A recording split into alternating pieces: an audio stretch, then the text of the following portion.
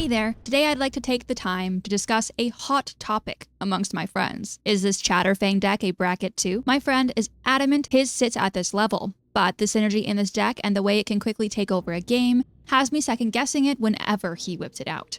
So I shall ask you lovely folks to help weigh in on the debate.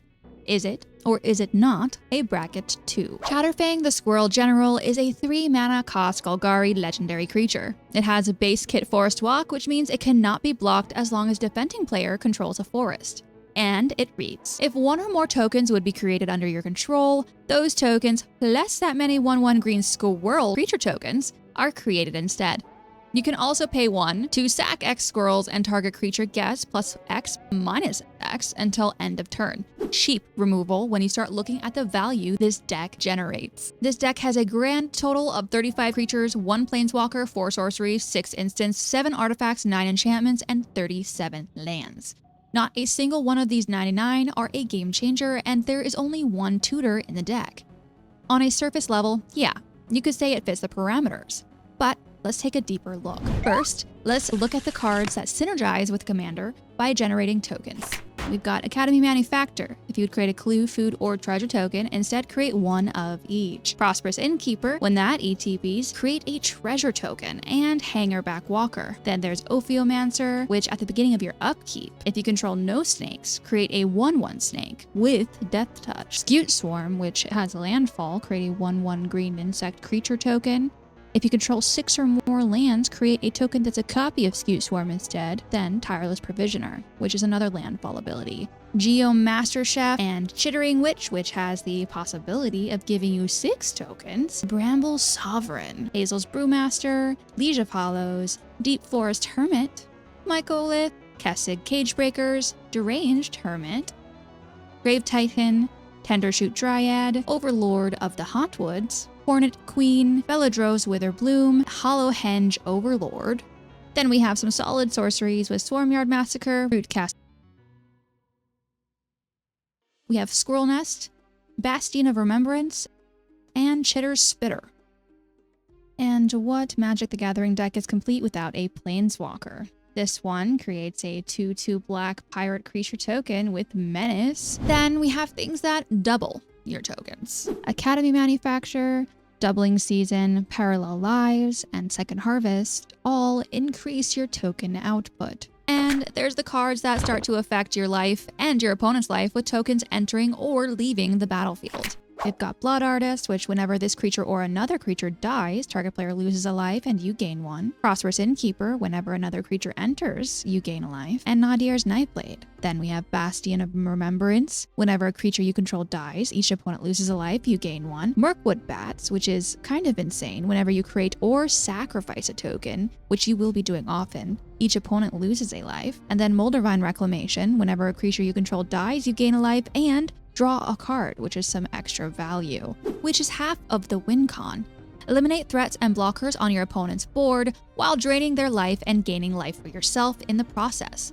Then swing wide with your many tokens. And of course, you can't forget your mana base. With an average converted mana cost of 2.3, this deck has some serious snowball potential. In addition to the lands, we also have Delighted Halfling, a mana dork, Talisman of Resilience, a mana rock, and Ashnod's Altar, a sack outlet to add 2 colorless mana to your mana pool.